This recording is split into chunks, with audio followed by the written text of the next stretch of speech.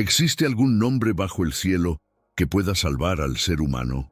El viernes de la octava de Pascua, 10 de abril de 2026, nos presenta la respuesta con una claridad que no deja espacio para la ambigüedad.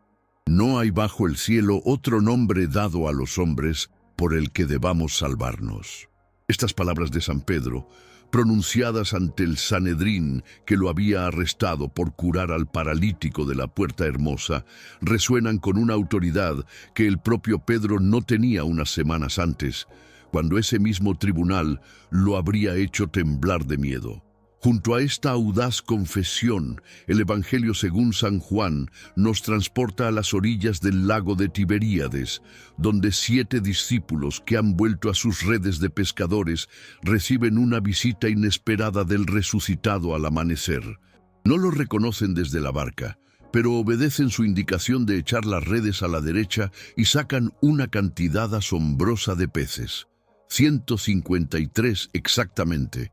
Un número que ha fascinado a los comentaristas durante siglos. En estas páginas contemplaremos la audacia de Pedro ante el poder que lo persigue, la ternura de Jesús que prepara el desayuno para sus discípulos agotados, y el misterio de un nombre, el nombre de Jesús, que es la única esperanza de salvación para toda la humanidad. Capítulo 1. El quinto día de la octava. La octava de Pascua se aproxima a su conclusión con este quinto día en el que la alegría de la resurrección sigue desbordándose en cada rincón de la liturgia. El blanco de los ornamentos, el aleluya que no se cansa de resonar, el cirio pascual que arde como vigía incansable del resucitado. Todo nos recuerda que estamos viviendo una semana excepcional, una prolongación del domingo de Pascua, que la Iglesia nos regala para que la alegría del acontecimiento más grande de la historia tenga tiempo de penetrar en lo más hondo de nuestro corazón. Las lecturas de este viernes nos llevan a 2 escenarios geográficamente distantes, pero teológicamente convergentes. La primera lectura nos sitúa en Jerusalén, en la sala del Sanedrín, donde Pedro y Juan son juzgados por haber curado al paralítico y por predicar la resurrección. El Evangelio nos traslada a las orillas del lago de Tiberíades, en Galilea, donde Jesús se aparece a un grupo de discípulos que han pasado toda la noche pescando sin éxito. En ambos escenarios, el protagonista invisible pero omnipresente es el nombre de Jesús. En Jerusalén, Pedro declara que es el único nombre que salva. Junto al lago, los discípulos reconocen al portador de ese nombre en el amanecer de una mañana que cambiará para siempre su vocación. El contraste entre los 2 escenarios es significativo. En Jerusalén, los apóstoles enfrentan la persecución. Son arrestados, interrogados, amenazados. Junto al lago, los discípulos experimentan la providencia. El resucitado les indica dónde pescar, les prepara el desayuno, los alimenta con pan y pescado.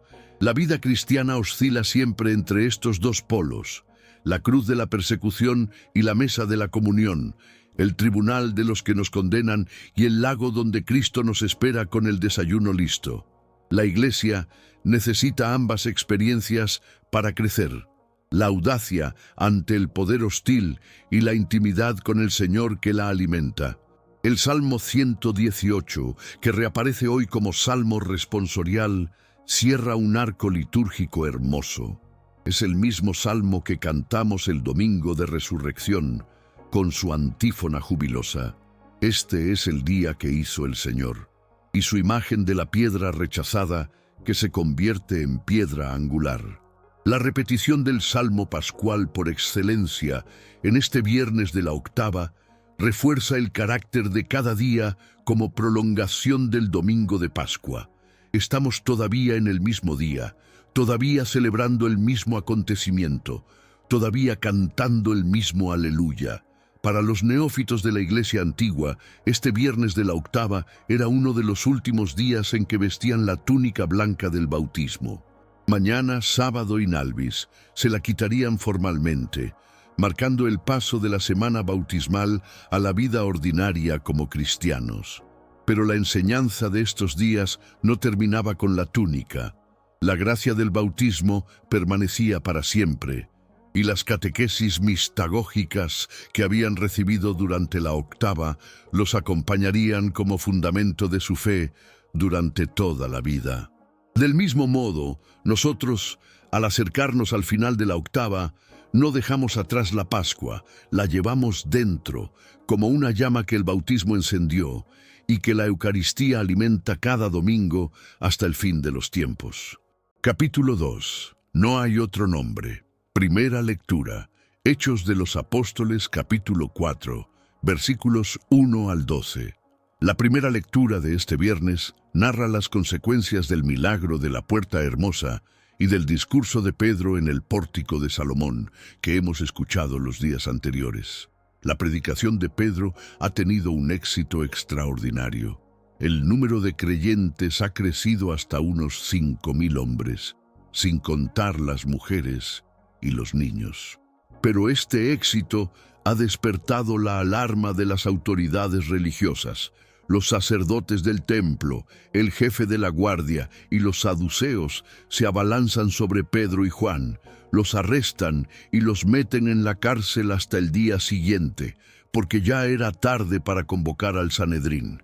Al día siguiente los jefes, los ancianos, los letrados, el sumo sacerdote Anás, Caifás, Juan, Alejandro y los demás miembros del linaje pontificio convocan al consejo y hacen comparecer a Pedro y a Juan. La escena tiene una carga dramática inmensa. El mismo tribunal que condenó a Jesús a muerte pocas semanas antes está ahora frente a los discípulos de aquel que condenó. El mismo Caifás, que declaró que era conveniente que un hombre muriera por el pueblo, tiene ahora ante sí a los testigos que proclaman que ese hombre vive. La pregunta que les dirigen es reveladora. ¿Con qué poder o en nombre de quién han hecho esto?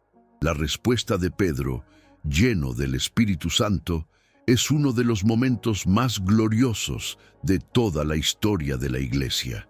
Jefes del pueblo y senadores, escuchen, porque le hemos hecho un favor a un enfermo. Nos interrogan hoy para averiguar cómo ha sido curado. Quede bien claro a ustedes y a todo Israel que ha sido por el nombre de Jesucristo Nazareno, a quien ustedes crucificaron y a quien Dios resucitó de entre los muertos. Por su nombre, este hombre se presenta ante ustedes sano. Pedro no se defiende, ataca, no se justifica, proclama, no pide perdón, anuncia la resurrección ante los mismos que crucificaron al resucitado. Pedro cita entonces el Salmo 118, el mismo que cantamos hoy como responsorial, y lo aplica directamente a Cristo y a los que lo condenaron. Jesús es la piedra que ustedes, los constructores, han desechado y que se ha convertido en piedra angular. La imagen es poderosa. Los constructores, los líderes religiosos de Israel, los que debían edificar el pueblo de Dios, rechazaron la piedra más importante del edificio, la piedra sin la cual toda la construcción se derrumba. Pero Dios, el arquitecto supremo, tomó esa piedra rechazada y la convirtió en el fundamento de un edificio nuevo, la Iglesia. El discurso de Pedro culmina con la declaración cristológica más exclusiva y más universal de todo el Nuevo Testamento. No hay salvación en ningún otro, pues bajo el cielo no se ha dado a los hombres otro nombre por el que debamos salvarnos. Estas palabras no son una opinión de Pedro, sino una revelación del Espíritu Santo. Jesucristo es el único Salvador de la humanidad, el único mediador entre Dios y los hombres, el único nombre que tiene poder para salvar. Esta afirmación, que en el contexto cultural contemporáneo puede parecer intolerante, es en realidad la expresión más generosa del amor de Dios. No ha querido que la salvación dependiera de la sabiduría humana, de los méritos personales o de la pertenencia a una élite, sino de la fe en un nombre que está al alcance de todos, en todas las lenguas, en todas las culturas, en todos los tiempos. Capítulo 3. La piedra angular. Salmo responsorial. Salmo 118. El Salmo 118 regresa hoy a la liturgia de la octava de Pascua con una insistencia que revela su importancia capital en la celebración cristiana de la resurrección. Ya lo cantamos el domingo de Pascua como himno de victoria. Hoy lo cantamos de nuevo como confirmación de esa victoria en medio de la persecución. El contexto ha cambiado, de la alegría del sepulcro vacío a la tensión del tribunal del Sanedrín, pero el salmo sigue siendo el mismo, porque la verdad de la resurrección no cambia según las circunstancias. Cristo ha resucitado tanto en la mañana luminosa de Pascua como en la sala oscura del tribunal. La antífona que la liturgia elige para este viernes condensa todo el mensaje del día. La piedra que desecharon los arquitectos es ahora la piedra angular.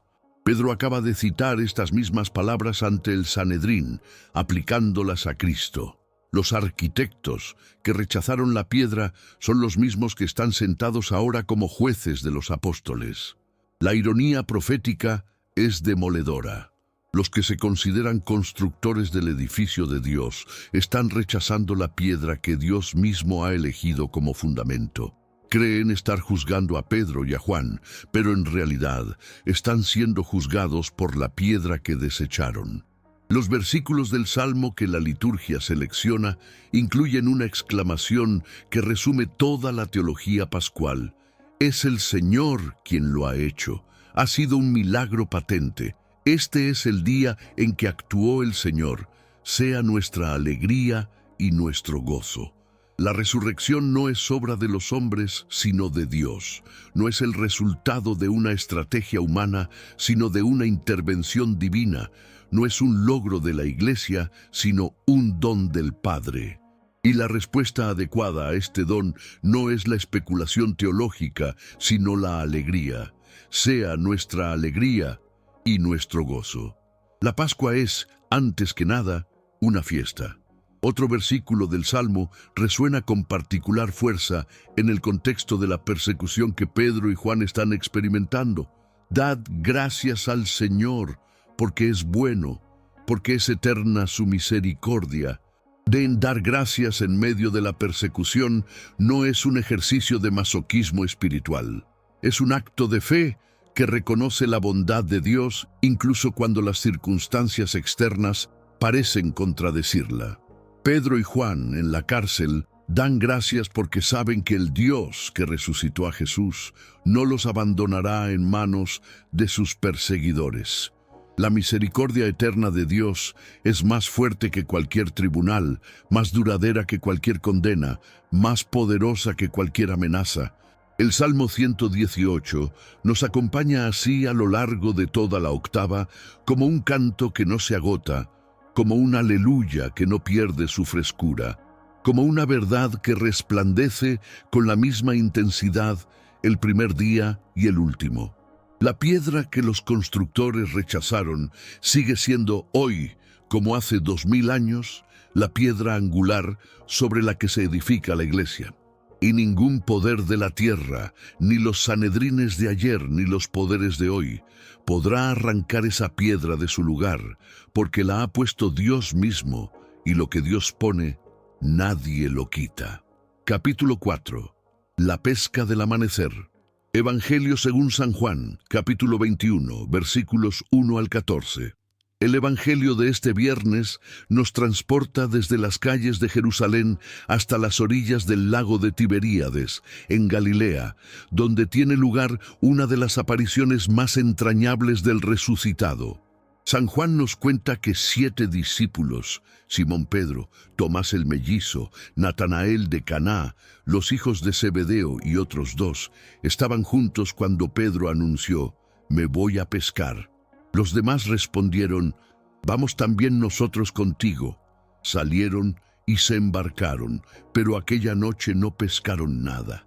La escena tiene un sabor de regreso a la normalidad que contrasta dolorosamente con las experiencias extraordinarias de las semanas anteriores.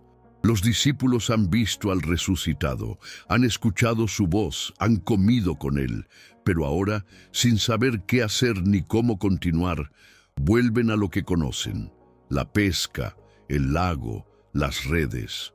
Es una imagen que resuena en la experiencia de todo cristiano que, después de un momento de gracia intensa, vuelve a la rutina cotidiana sin saber cómo integrar lo extraordinario en lo ordinario. La noche sin pesca simboliza esos momentos de esterilidad espiritual en que nuestros esfuerzos parecen inútiles y el Señor parece ausente. Pero al amanecer, Jesús se presentó en la orilla, aunque los discípulos no sabían que era Él. Les preguntó: «Muchachos, ¿tienen algo de comer?». Le contestaron: «No».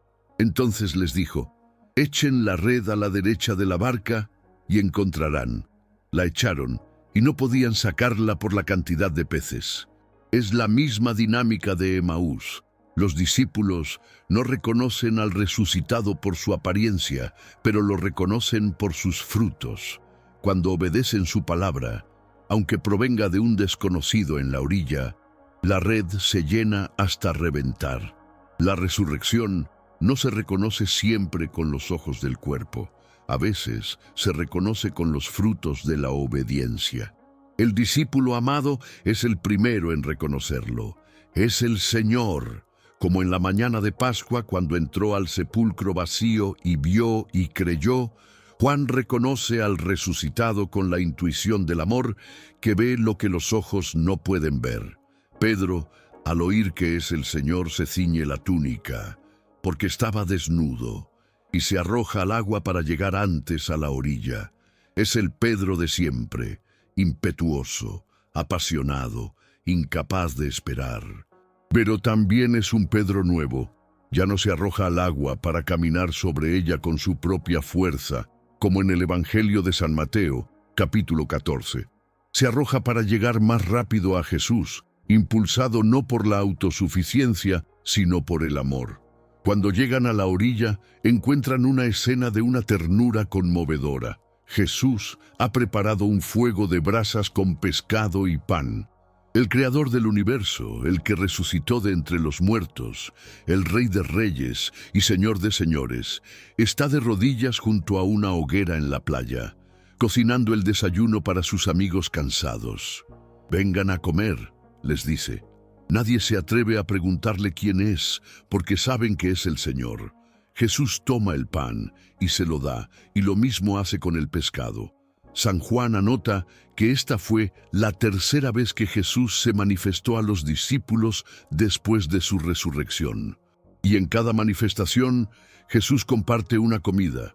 En Emaús partió el pan, en el cenáculo comió pez asado, aquí prepara pan y pescado junto al lago. El resucitado es un Dios que alimenta, que nutre, que comparte la mesa. La Eucaristía no es una invención posterior de la Iglesia, es la continuación de esta costumbre del resucitado de alimentar a los suyos con su presencia. Capítulo 5. Los 153 peces. Uno de los detalles más intrigantes del Evangelio de hoy es la cifra exacta de peces capturados: 153. San Juan, que habitualmente redondea las cifras, aquí es meticulosamente preciso, lo cual ha llevado a los comentaristas de todas las épocas a buscar un significado simbólico en este número. San Jerónimo, en su comentario a Ezequiel, señaló que los zoólogos de la antigüedad, en particular Opiano de Cilicia, contaban 153 especies de peces en el mar. Si esta interpretación es correcta, los 153 peces simbolizarían la totalidad de los pueblos de la tierra llamados a entrar en la red de la Iglesia. San Agustín de Hipona ofreció una interpretación matemática. 153 es la suma de todos los números del 1 al 17. 1 plus 2 plus 3 plus. 1753. Y 17 es la suma de 10, los mandamientos de la ley, y 7, los dones del Espíritu Santo. Así, los 153 peces simbolizarían a todos los que son salvados por la ley cumplida en el amor y por la gracia del Espíritu. Otras interpretaciones antiguas y modernas han propuesto explicaciones diversas, pero todas coinciden en un punto fundamental. El número no es casual. San Juan lo registra con precisión porque tiene un significado que trasciende la aritmética. Más allá del simbolismo numérico, lo que resulta teológicamente significativo es que la red no se rompió a pesar de la enorme cantidad de peces. Simón Pedro subió a la barca y arrastró hasta la orilla la red repleta de peces grandes. 153. Y aunque eran tantos, no se rompió la red. En la primera pesca milagrosa, narrada por San Lucas en el capítulo 5 de su Evangelio, las redes se rompían por la cantidad de peces. Aquí, después de la resurrección, la red aguanta. Los santos padres vieron en este detalle una imagen de la Iglesia. Antes de la Pascua, la comunidad era frágil y se rompía bajo la presión. Después de la Pascua, fortalecida por la gracia del resucitado, la Iglesia puede contener a todos los pueblos sin romperse, puede acoger a todos los pecadores sin desgarrarse, puede extenderse hasta los confines de la tierra sin perder su unidad. La pesca milagrosa junto al lago de Tiberíades evoca también la vocación original de los apóstoles. Fue junto a este mismo lago donde Jesús los llamó por primera vez. «Vengan conmigo y los haré pescadores de hombres», según el Evangelio de San Mateo, capítulo 4, versículo 19. Ahora, después de la resurrección, la vocación se renueva y se amplía. Ya no pescarán solamente entre los hijos de Israel, sino que echarán las redes hacia todos los pueblos. Los 153 peces anticipan la misión universal de la Iglesia que se desplegará en los Hechos de los Apóstoles. Desde Jerusalén hasta Roma, desde el pueblo judío hasta las naciones paganas, desde un puñado de galileos hasta millones de creyentes en todos los continentes. El fuego de brasas que Jesús ha encendido en la orilla del lago tiene también un significado que no escapa a los lectores atentos de San Juan. La única otra vez que el Evangelio joánico menciona un fuego de brasas, en griego antraquía, es en el capítulo 18, versículo 18, cuando Pedro se calentaba junto a las brasas en el patio del sumo sacerdote, la noche en que negó 3 veces a Jesús. Ahora, junto a otro fuego de brasas, Pedro tendrá la oportunidad de reparar su triple negación con una triple declaración de amor, como veremos en los versículos siguientes a los que la liturgia proclama hoy. El fuego de la negación se transforma en el fuego de la restauración. El resucitado no solo perdona el pasado de Pedro, sino que lo sana, recreando la escena y dándole la oportunidad de reescribir su historia. Capítulo 6. Los personajes y sus rostros. Pedro y Juan, protagonistas de la primera lectura, aparecen ante el Sanedrín con una audacia que asombra a los propios jueces. San Lucas anota que los miembros del tribunal, al ver la valentía de Pedro y de Juan y darse cuenta de que eran hombres sin instrucción ni cultura, estaban sorprendidos y reconocían que habían sido compañeros de Jesús. La expresión hombres sin instrucción ni cultura, en griego agrammatos kai idiotai, significa literalmente iletrados y sin formación. No habían estudiado en las escuelas rabínicas, no tenían títulos académicos, no pertenecían a la élite intelectual de Jerusalén. Y sin embargo, su predicación desafía a los doctores de la ley con una elocuencia que solo puede venir del Espíritu Santo.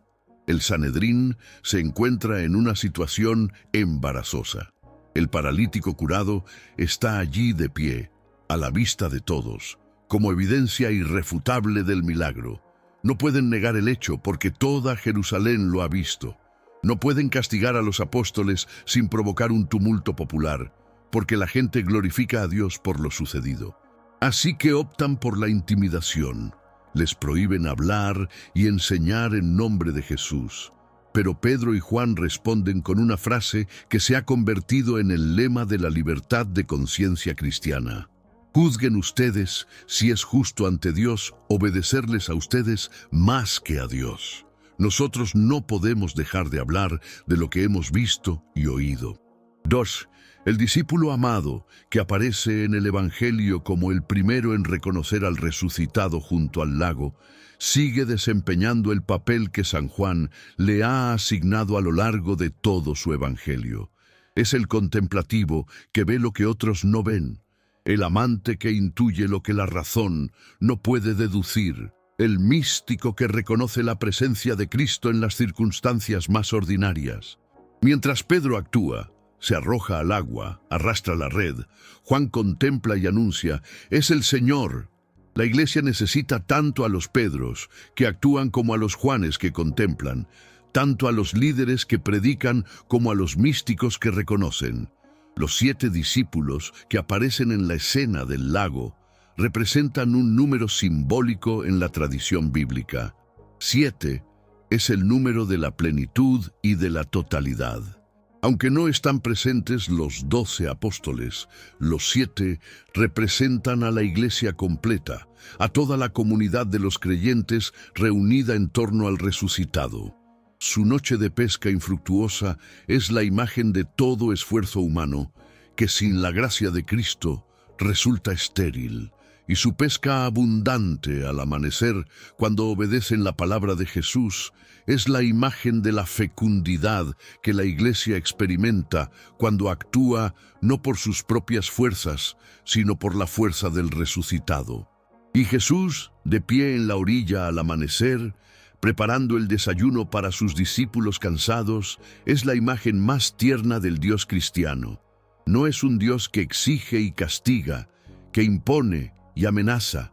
Es un Dios que cocina y alimenta, que espera y acoge, que se preocupa por el hambre de sus amigos después de una noche de trabajo infructuoso. El desayuno junto al lago de Tiberíades es una Eucaristía al aire libre, una comunión de pan y pescado compartida entre el resucitado y sus discípulos al calor de un fuego de brasas que sana las heridas del pasado y enciende la esperanza del futuro. «Vengan a comer», dice el Señor. Y en esa invitación se resume todo el Evangelio. El Dios que nos llama a su mesa para alimentarnos con su vida. Capítulo 7. El nombre sobre todo nombre. El viernes de la octava de Pascua nos confronta con la pretensión más audaz y más escandalosa de la fe cristiana: la exclusividad salvífica del nombre de Jesús. No hay bajo el cielo otro nombre dado a los hombres por el que debamos salvarnos. Esta declaración de Pedro no es una opinión teológica entre muchas, es una afirmación inspirada por el Espíritu Santo que la Iglesia ha mantenido inalterable durante 2000 años. No significa que los no cristianos estén necesariamente condenados. El Concilio Vaticano II reconoció que la gracia de Dios actúa también fuera de los límites visibles de la Iglesia. Pero sí significa que toda gracia que salva procede de Cristo, aunque los beneficiarios no lo sepan. El poder del nombre de Jesús no es mágico, sino personal. No es una fórmula que produce efectos automáticos al ser pronunciada, sino la invocación de una persona viva que actúa con libertad y con amor. Cuando Pedro dice: «En nombre de Jesucristo Nazareno, levántate y anda», no está ejecutando un conjuro. Está poniendo al paralítico en contacto con la persona de Cristo resucitado, que es quien realmente lo cura. El nombre es el vehículo de la relación personal. Invocar el nombre de Jesús es ponerse en presencia del resucitado, abrirse a su poder, confiar en su misericordia. La pesca milagrosa del lago de Tiberíades ilustra esta misma verdad desde otro ángulo. Los discípulos pescaron toda la noche sin éxito. Al amanecer, cuando obedecieron la palabra de Jesús, la red se llenó de peces. El contraste es claro. Sin Cristo, el esfuerzo humano es estéril. Con Cristo, produce frutos que superan toda expectativa. Esta es la experiencia constante de la Iglesia. cuando actúa por sus propias fuerzas, por su inteligencia, su organización, sus recursos, sus redes vuelven vacías. Cuando actúa, obedeciendo la palabra del resucitado, sus redes se llenan con 153 peces. La valentía de Pedro ante el Sanedrín nos desafía a preguntarnos si estamos dispuestos a proclamar el nombre de Jesús en un mundo que prefiere el silencio religioso, la neutralidad espiritual y el relativismo que pone a todas las creencias en el mismo nivel. La fe cristiana no es intolerante, respeta la libertad de conciencia y el valor de otras tradiciones religiosas, pero sí es clara: Jesucristo es el único Salvador y su nombre es el único que tiene poder para salvar. Esta claridad no es una agresión contra nadie, es un servicio a todos, porque si Cristo es realmente el Salvador del mundo, callarlo sería el acto más egoísta que un cristiano podría cometer. Al caer la tarde de este viernes, con la octava de Pascua llegando a sus últimos días, el nombre de Jesús sigue resonando en los templos del mundo entero como la única esperanza de una humanidad herida por el pecado y por la muerte. Es el nombre que curó al paralítico de la Puerta Hermosa, que llenó las redes vacías de los pescadores de Tiberíades, que transformó a un puñado de cobardes en los apóstoles más audaces de la historia. Es el nombre ante el cual toda rodilla se dobla en los cielos, en la tierra y en los abismos, como escribió San Pablo en su carta a los Filipenses, capítulo 2, versículo 10. Y es el nombre que la Iglesia invoca cada día, en cada misa, en cada sacramento, en cada oración, con la certeza de que el resucitado escucha y responde cada vez que alguien pronuncia con fe: Jesús. Aleluya. Capítulo 8. Oración para el viernes de la octava de Pascua. Señor Jesucristo, piedra angular rechazada por los constructores y exaltada por Dios como fundamento de la Iglesia, edifica sobre ti nuestra fe, nuestra esperanza y nuestra caridad. Cuando el mundo nos rechace por confesar tu nombre, cuando los poderes de este siglo intenten silenciar nuestro testimonio, danos la valentía de Pedro y de Juan para decir con firmeza: no podemos dejar de hablar de lo que hemos visto y oído.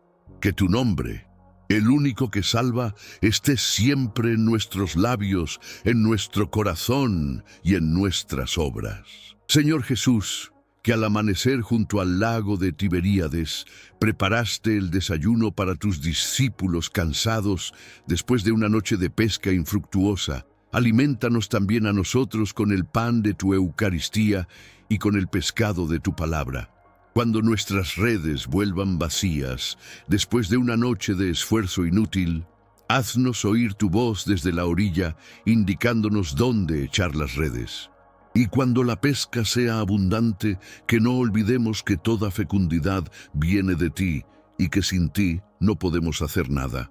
Padre Celestial, que glorificaste a tu siervo Jesús, resucitándolo de entre los muertos y dándole un nombre sobre todo nombre, concédenos la gracia de invocar ese nombre con fe en cada circunstancia de nuestra vida. En el dolor, que invoquemos el nombre de Jesús para encontrar consuelo. En la tentación, que invoquemos el nombre de Jesús para encontrar fortaleza.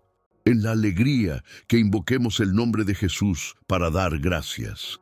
Y en la hora de la muerte, que ese nombre sea la última palabra en nuestros labios y la primera que escuchemos en la eternidad. Espíritu Santo, que llenaste a Pedro de audacia para confesar el nombre de Jesús ante el Sanedrín, llénanos también a nosotros de la valentía necesaria para ser testigos del resucitado en un mundo que necesita escuchar su nombre. Como Pedro, danos palabras que no procedan de nuestra sabiduría, sino de tu inspiración. Como Juan, danos ojos para reconocer al Señor en las orillas de nuestra vida cotidiana. Y como los discípulos junto al lago, danos la docilidad de echar las redes donde tú nos indiques, confiando en que tu palabra es siempre fecunda. Te lo pedimos, Señor, mientras la octava de Pascua se acerca a su culminación y el nombre de Jesús sigue siendo proclamado en todos los rincones de la tierra. Te lo pedimos por intercesión de San Pedro y San Juan, que prefirieron obedecer a Dios antes que a los hombres y que sellaron su testimonio con la vida. Te lo pedimos por intercesión de todos los mártires que han muerto invocando tu nombre, y de todos los misioneros que lo han llevado hasta los confines del mundo. Que tu nombre, Señor Jesús, sea nuestra fuerza en el combate, nuestra luz en la oscuridad, nuestra esperanza en la prueba y nuestra alegría en la eternidad. Aleluya, aleluya, aleluya, amén.